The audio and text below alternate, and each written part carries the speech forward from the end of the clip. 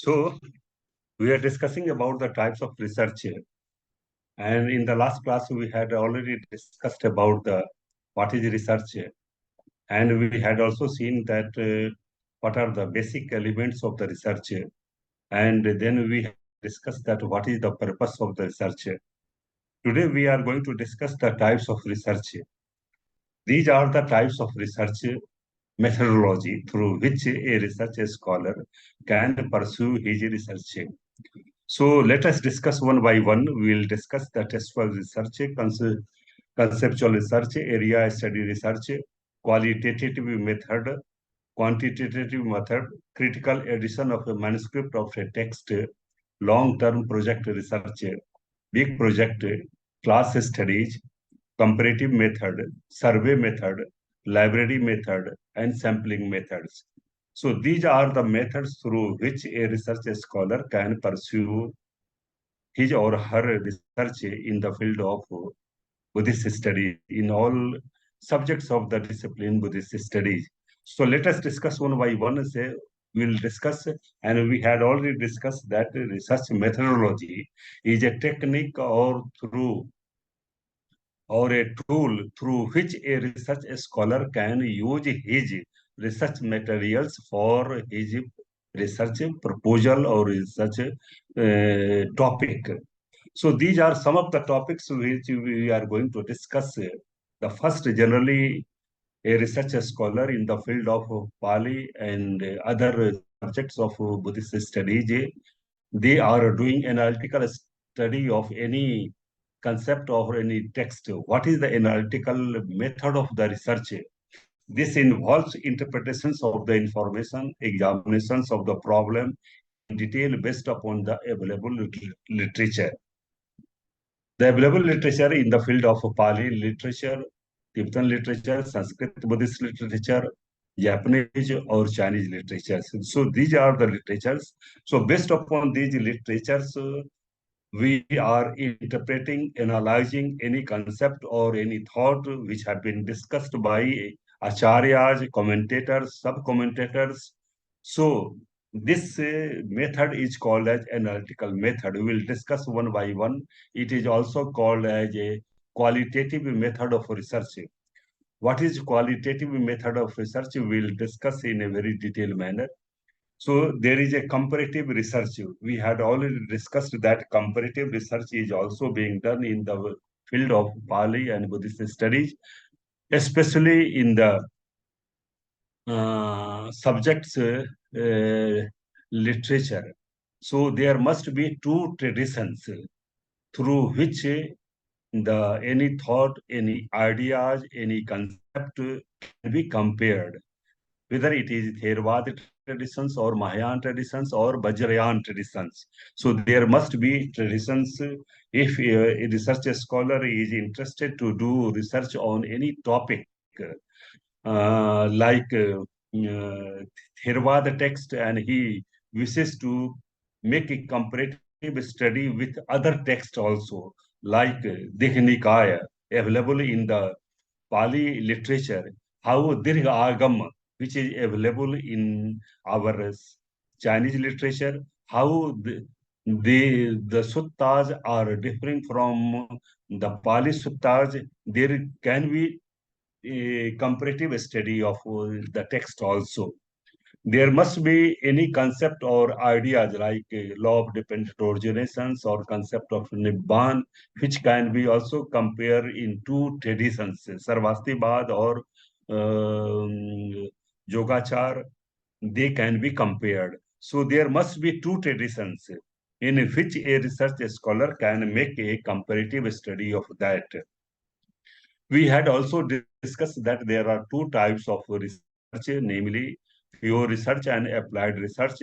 Pure research is generally based upon the literatures which are available in our all the disciplines of the Buddhist studies.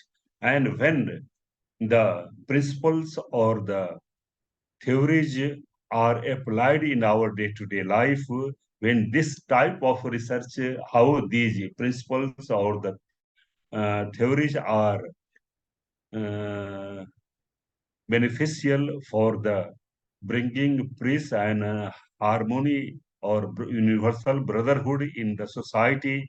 This can be taken as a applied research. So it has become one of the uh, recent researches in our Buddhist studies. People are taking since Thich Nhat Hanh, who was a Jain master of Taiwan, and when he thought that how the teachings of the Buddha can be applied in our day-to-day life in other science subject also, like in physics, chemistry, mathematics. The theories are applied in our day-to-day life. In industrial applications also, that how the chemistry theories are applied in our day-to-day life, how the mechanical theories are applied in our day-to-day life, making life very smooth and easy. So this type of research is called as applied research. Now we are coming to the textual research, which we are discussing. That was the first. Textual research is a very deep and profound study of any research scholar. So there are so many aspects of the textual research.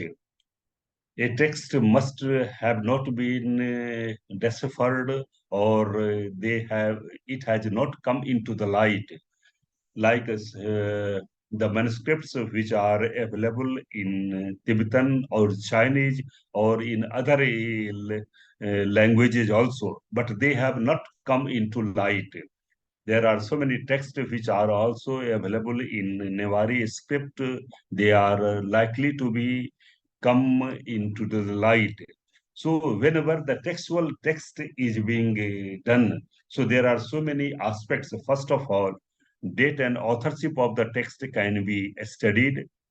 Then the linguistics peculiarities of the text. What are the language and style of the text, which has been be taken by the text, and whenever a person who wishes to do research on the date and authorship, he can take references from the colophon of the text, which is in the last Nigman Katha, or in the beginning of the text, whenever an author gives salutations of verses.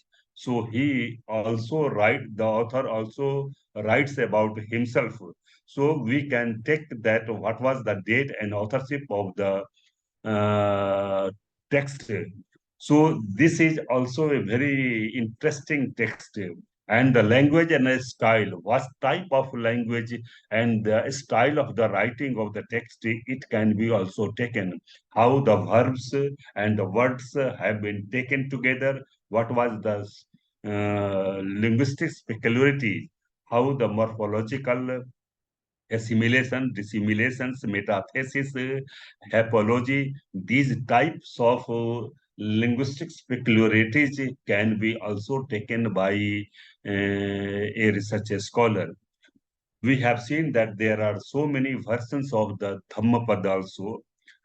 Dhammapad, there are Chinese, Tibetans also, and Pali also. Sanskrit versions of the text are also available. In the Tibetan, Udan Varg is also available. So how the language and the style of the text, they are differing from one to another, it can be also undertaken.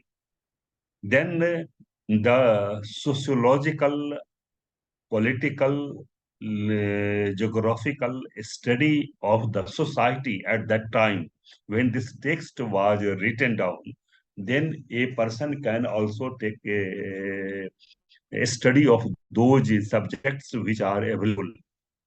Philosophical aspects like concept of Four Noble Truth, law of dependent originations, eightfold path, how the karma and rebirth, and a state of eternal bliss, Nibbana, have been discussed or interpreted in the text.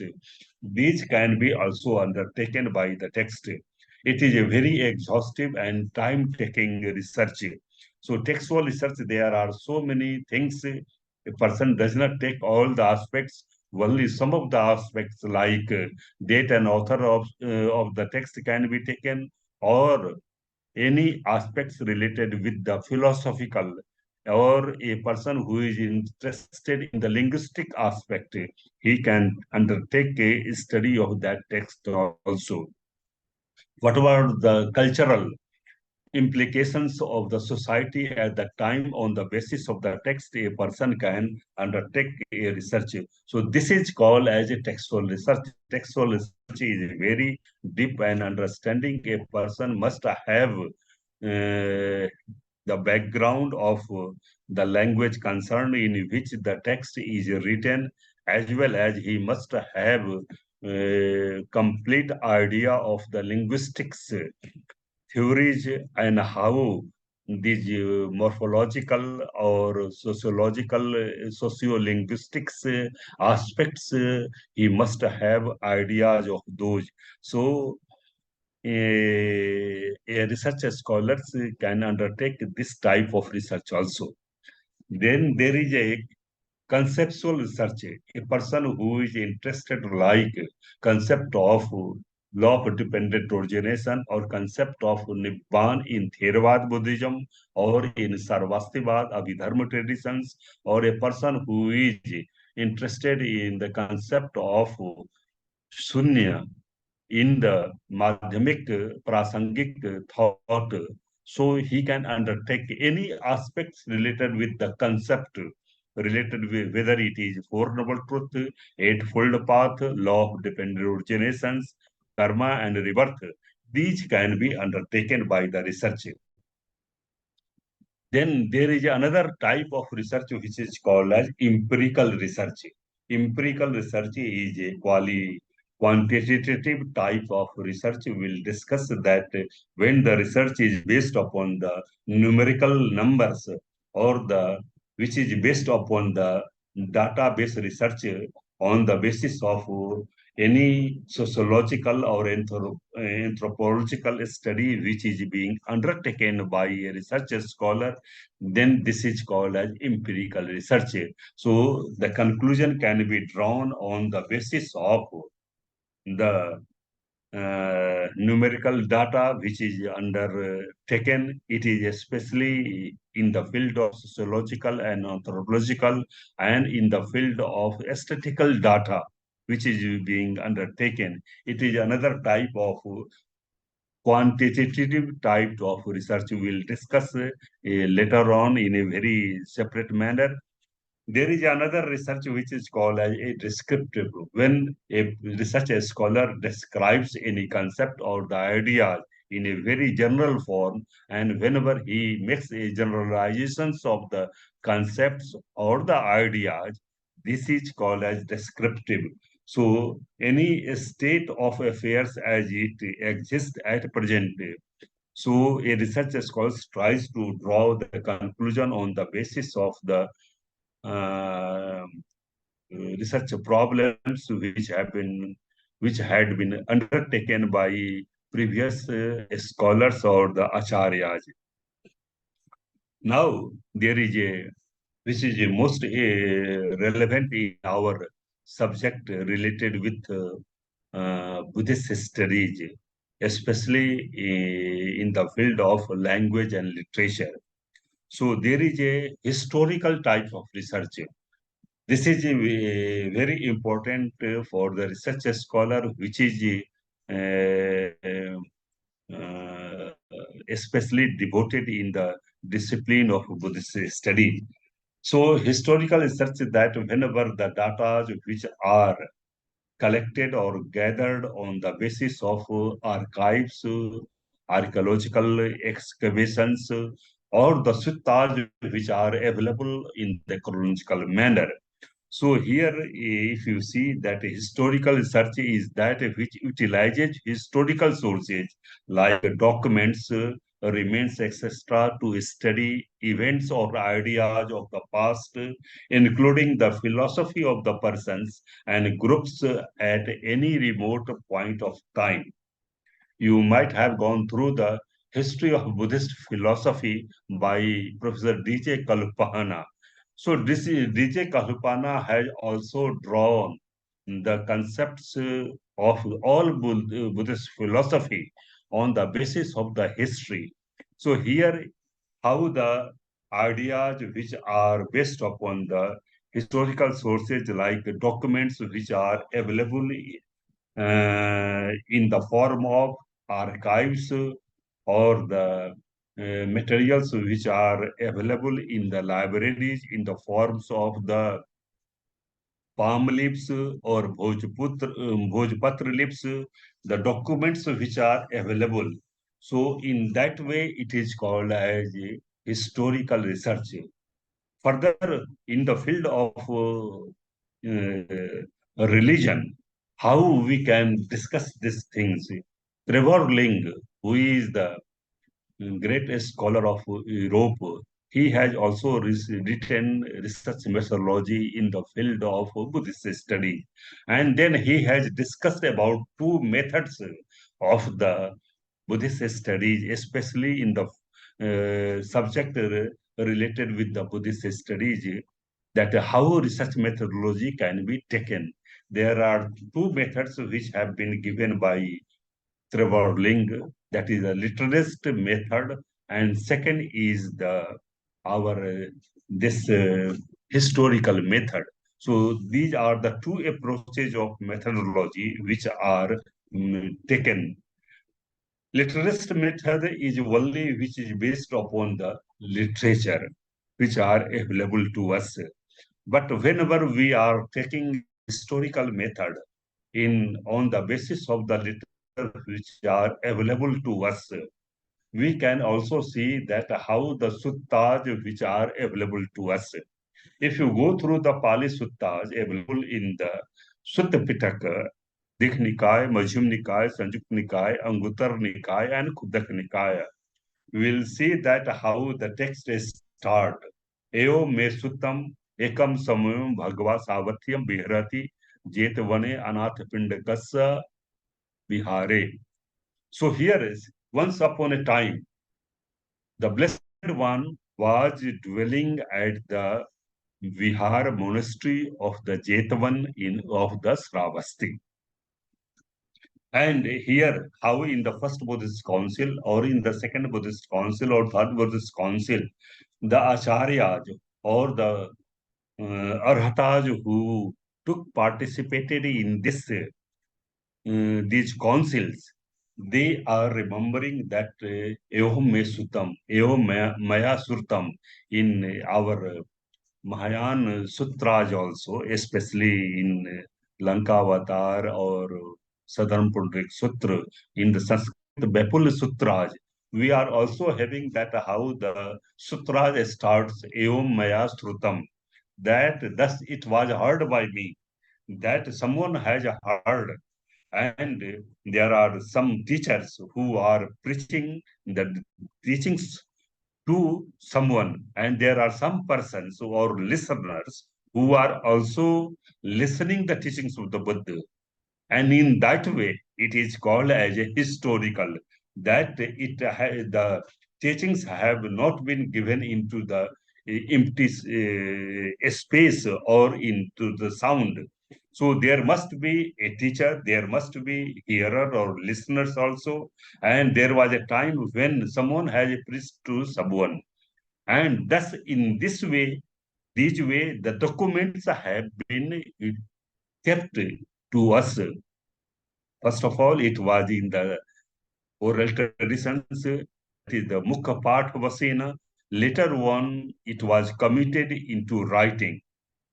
In Pali literatures, we are having that how in the first century AD, at the time of King Bhatta Gamani of Bhai, all the or suttas which were available in the oral traditions, they were committed into writing on the marble stone in Alo Bihar. In the same way, other Sanskrit texts were also committed to write in writing by the acharyas also. So, what is the literist method? It is to treat the religious text as extending beyond space and time. Whenever the any materials which are available beyond the space and time. We are not having any documents related that when it was spoken. Then this is called as literacy. And regarding the historical critical approach, the teachings of the Buddha is related to historical situation in which it is possible to reconstruct and understand that situation.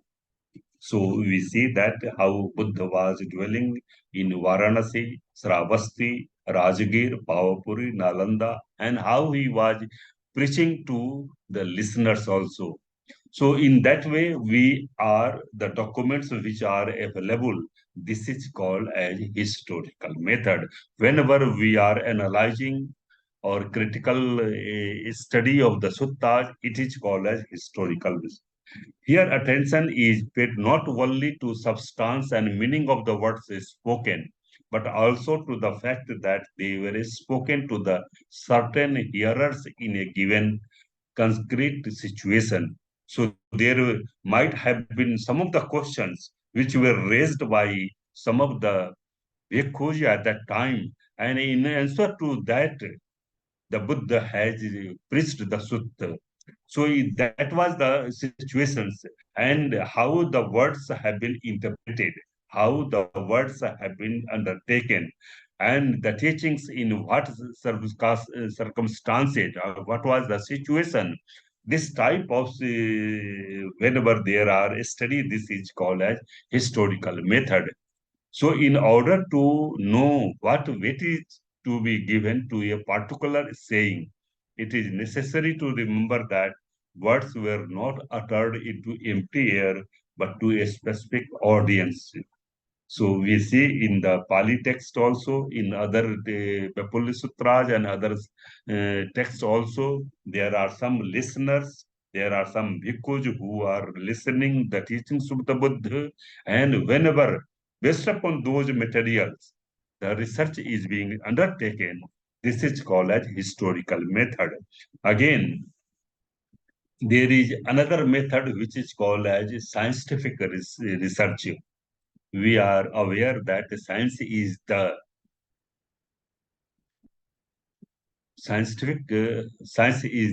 advancement of the any knowledge, or it can be defined as a systematic knowledge of anything is called as science. So whenever a systematic study of anything or systematic investigation of any teachings of the Buddha can be taken, this is called as scientific research. In the Mahaparinibbana Sutta, Buddha also says that do not accept the things, whatever it comes to you by for the sake of heresy or by it, whether it has been said by any teacher or whether it has been said by some acharyas. So you do not accept it. You just investigate it that whether it has been said in the Suttas or Vinaya or Abhidhamma. If you find it, then you can accept it. And Buddha was also a scientific teacher. He is also called as a great physician also, in the sense that he gave the teachings of the Buddha on the reason and the logic also. And in that way, in some of the suttas, we are having that how Buddha gives emphasis on the reason and the logic also.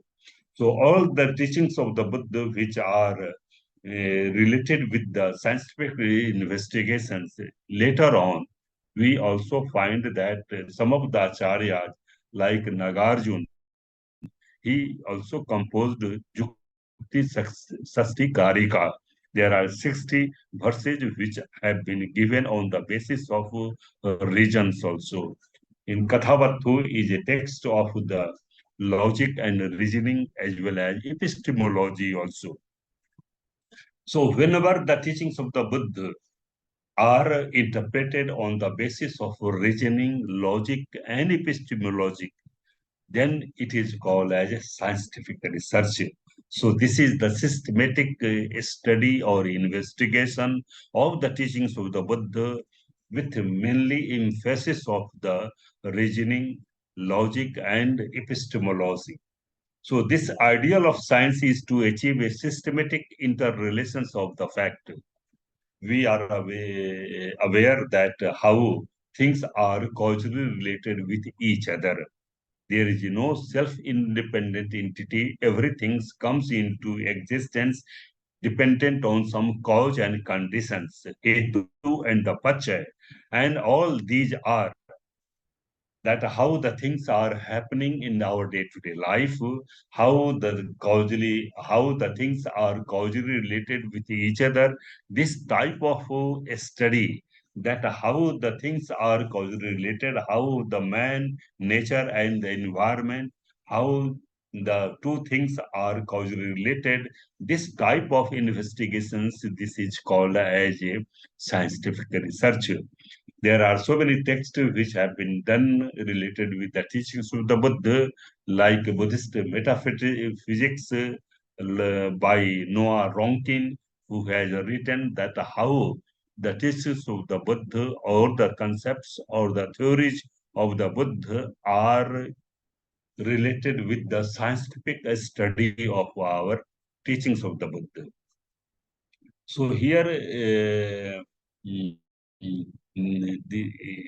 the main infected is scientific method attempts to achieve his ideal by experimentation, observation, logical arguments from accepted postulates, and a combination of these three in varying proportions. So there are three things which are related with our scientific research. That is the experiment, second is observations, and third is logical arguments.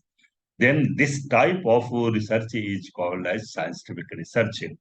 Again, this scientific method, logical aids in formulating propositions explicitly and accurately so that their possible alternatives become clear. In Kathavattu, you will see that there are 1,000 arguments. There are 500 arguments in favor of Theravada Buddhism, and 500 arguments are related with heretics, Vitandavadins, and how the arguments of the Vitandavadins, they are removed with the logical emphasis of the teachings of the Buddha, whether it is the concept of no soul or law of dependent originations, how the law of dependent originations is moment by moment, how it has been interpreted in our text, how the Mahasangikas and other sects are discussing about the law of dependent originations, and how the Vivajavadins, they are interpreting in their own way with the help of logic and reasoning. So these are the making it clear that what the teachings of the Buddha have been really said by the our blessed one. Again, we are coming to the next aspect of the research, that is called as qualitative method of research. It is very popular in our Buddhist studies. Generally, it is also called as analytical method of research or qualitative method of research. Whenever any things which are analyzed and they are interpreted on the basis of the literature available to us, this is called as qualitative method. It is not dependent on any numerical uh, conclusion, or it is not based upon any quantitative method. So this method is of collecting the materials, analyzing and interpreting data that is not easily reduced to numbers. It cannot be given. In Anguttara Nikaya, we see that how the teachings of the Buddha have been given on the basis of numbers. एक निपात, दुक निपात, तिक निपात, चतुक निपात, पंचक निपात, चार निपात, till एकादश निपात, 11 ways. So there are 11 ways of teachings of the Buddha which have been numerically given here. But here in the qualitative method, there is no any numerical outcome. It is based only on the basis of collecting the research materials, analyzing the things, and interpreting in a different manners. We have already seen that analyzing is in the sense of how the teachings of the Buddha can be analyzed in with the help of different manners also.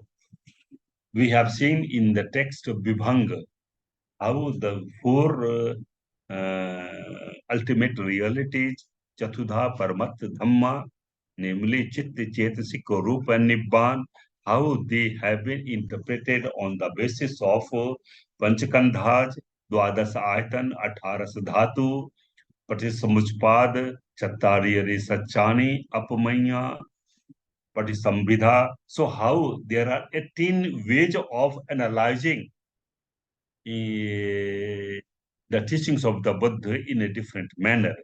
There is a text, Netti Pakarana, by Mahakachan, which they discusses about the 16 Haraj. 16 Haraj means there are 16 methods through which teachings of the Buddha can be interpreted or analyzed. There are Desanahar, which is more popular in the Nitya Pakarana, that how the teachings of the Buddha can be understood by the way of the Haraj. So, by these, the teachers have also interpreted that how the teachings of the Buddha can be interpreted for the sake of understanding in a clear manner.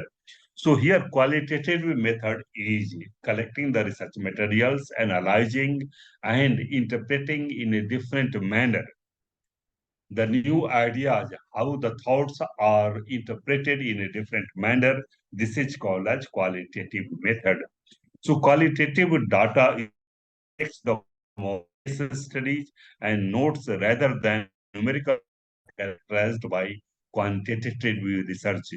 We'll discuss about just in the next slide that what is the quantitative method. Quantitative method is mainly based upon the numerical data, which gives the conclusion on the basis of the numbers 1, 2, 3, especially in the field of science, aesthetics, or mathematics, or whenever any medical observations like the blood test and other things which are mainly based upon the numerical data. Here, main objective is one of the main criticism of this research method. So here it is that how you are giving in a prose form any ideas, how you are interpreting in a different manner. Criticism has meant that qualitative research has not gained the same acceptance as the quantitative studies. There are some scholars who are saying that quantitative research, which is based upon the numerical data, they are most worthy enough than the conclusion drawn by the qualitative method. So these are the criticism by the scholars also. But in the field of Buddhist studies or in the discipline of Buddhist studies, only the qualitative method of research is applicable. Generally, persons who are interested in the case of sociological or anthropological studies related with Buddhism, any aspect of Buddhism, then quantitative method can be undertaken. So these are the things related with the qualitative method. Again, quantitative method, this is another type of research. It is mainly based upon the numbers. So quantitative research, also known as empirical research, there is another name. It is the use of the number for data analysis. Whenever there is an analysis on the basis of numbers, then it is called as quantitative methods. So discipline in which various types of quantitative research areas used include science, epidemiology, and medicines. Researchers can collect the numbers manually or automatically, depending the kinds of research and the required level of preciseness and accuracy. So here, in the epidemic or in the case of medicines or the um, uh, medical results, they are mainly dependent whether it is a blood test or any urine test. If you see, these are mainly based upon the quantitative research, and they claim that this is the more accuracy or more preciseness which through which quantitative method can any research scholar can adopt it. So here there are some of the samples or the manual data which are collected, like blood samples and other things which are undertaken, or in the case of sociological or anthropological, some of the of the families in a village can be undertaken for this quantitative type of research. So manual data collection is typically reliable for small data sets where the margin of error is minimal. Automated data collections where the human error factor is removed is generally regarded the most accurate type of quantitative research. Then there are another type of research which is also available in our discipline, Buddhist studies. This is called as observation method. So here, what is observation? So how the things can be observed. So it is defined as a planned methodological watching. 啊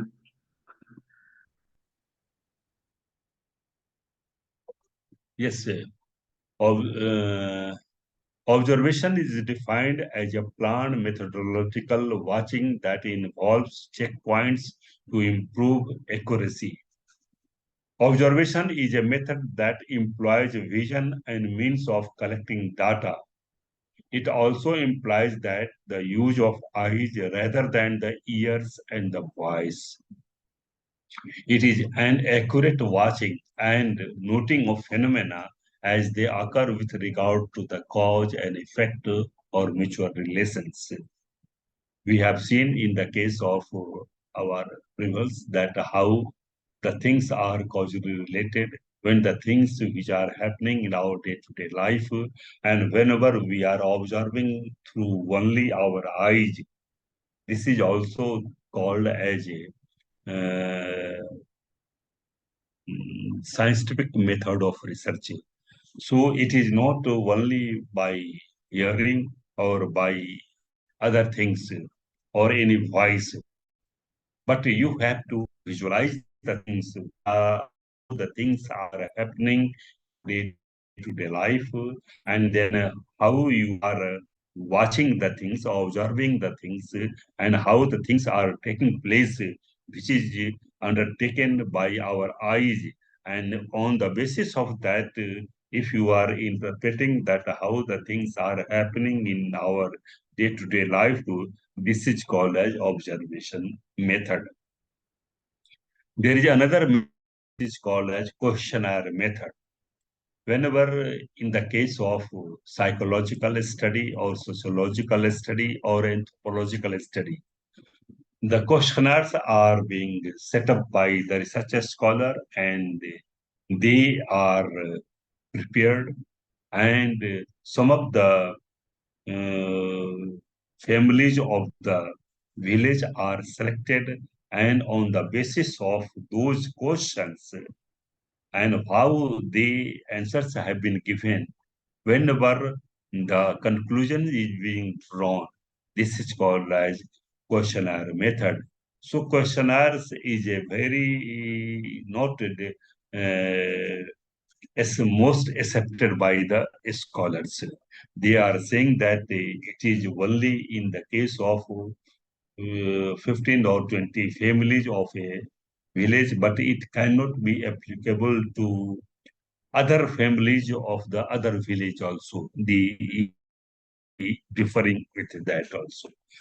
So questionnaire is described as a document that contains a set of questions befitting to the themes of observation, the answers to which is to be provided personally by the respondents. Questionnaire is prepared with consideration of research topic in a way to find out fact and figure of cultural, economic for informations of the area as acquainted by the respondents. So there are mainly three aspects: sociological, cultural, and economical. And in some of the cases, that how the psychological study of the people are taken, that how the stress can be minimized, how the conflicts of the society, how the behavior or the people can be undertaken in a better way. This type of research can be also taken on the basis of questionnaire method of research. There was a time when all teachings of the Buddha were available in oral traditions, Mukha Pata Vasena, and still in some of the western Himalayas or eastern in some of the part of the eastern Himalayas, that our still teachings of the Buddha are available in oral traditions. They are not documented. They are not available in our Nepal in some of the monasteries or in some of the areas also. The teachings of the Buddha are in oral traditions, and they are not in the form, written form, or they are not in any documented form. So when the research is undertaken by the method of interviewing of those acharyas who are living and those who are having the teachings of the Buddha by the way of oral traditions, by interviewing those persons, if the research is being undertaken, this is called as interview method. So in the case of our Buddhist studies in some of the Western Himalayas or some of the parts of Eastern Himalayas, still there are some of the oral traditions where the teachings of the Buddha are still available. So one can undertake the research and for that interview method is undertaken. So interview is the verbal questioning as a research tool or as or a method of data collections. Interview is different from general communications with regard to its preparations, constructions, and execution.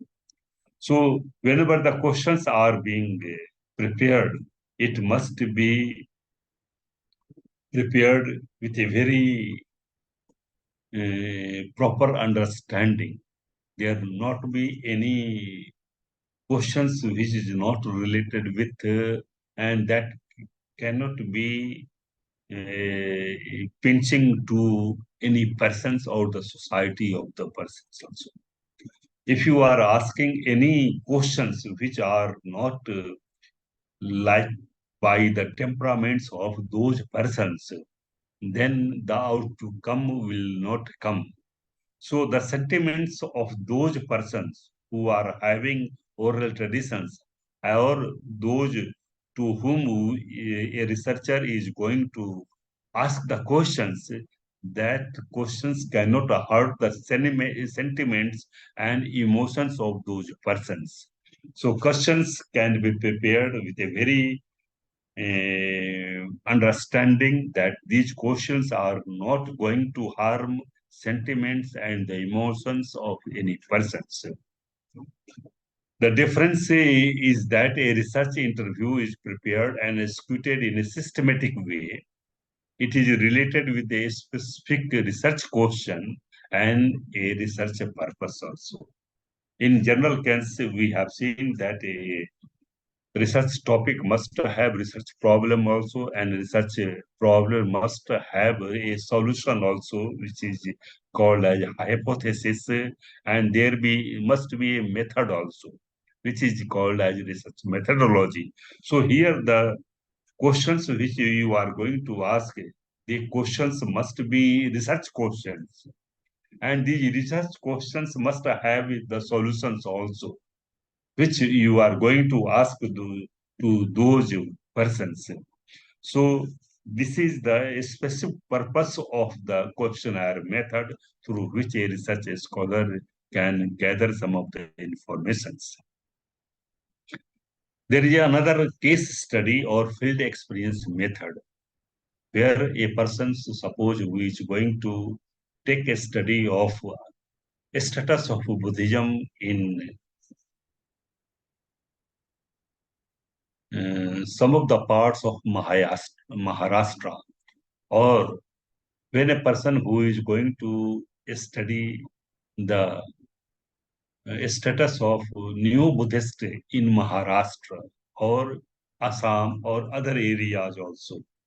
So this is called as case study or field experience. A research scholar has to go to read the sociological or cultural aspects of the person concerns where the people are available. So this is called as case study. It is generally available in the case of sociological or anthropological aspects of Buddhist studies. So here, case study method is an intensive study and a particularly participatory observation of a case which may be an individual or institutional or a system or an organization's an event or even the entire culture. Case is not a method of data collections. Rather, it is a research strategy or an empirical inquiry. Empirical means that it is based upon the quantitative method that investigates a contemporary phenomena by using multiple sources of evidence that finally projects the representations. So this is called as our case study or field here. Here research scholar has to go to a particular place and make a systematic study on the basis of the data available on the quantitative method or numerical method, and then he can interpret it. And there must be some research problems also, which is going to make a case study of that. Then experimental, experiential expositions. So there is another type of research. Here it is to be part of performance, rituals, festivities, not only as participant observer, but deeply involved with functionaries and to have exposure of the deep experiences through the narratives and the illustrations. In some of the parts of the Himachal Pradesh of India, or in some of the parts of Ladakh or Leh, still some of the dances, masked dances, or other dances. In Nepal also, in some area, and there are some of the mountain area of Nepal also. There are some of the still there are dances. There are some of the rituals which are is still prevalent, and a study of those festivals, rituals, or any aspects related with those mountain areas study. This is called as experience. So here a researcher scholar is not going as a researcher scholar, but he has to behave as a participant. So he has to get involved with all the events which are taking place there and how the things are taking place. In that way, he can experience the things and he can write down those experiences in the research. That is also called as a research, which is called as experiential expositions of the ideas. There are so many narrative in there are so many stories which develop on the teachings of the Buddha in some of the remote areas of our Nepal, or even some of the parts of Himachal Pradesh or Leh Ladakh, where still the teachings are not available in documented form. So here the persons who is going there, it is also the study of that is called as experiential expositions. So let us stop here. In the next class, we will discuss about the steps for the. So these are some of the types of the researches which we have discussed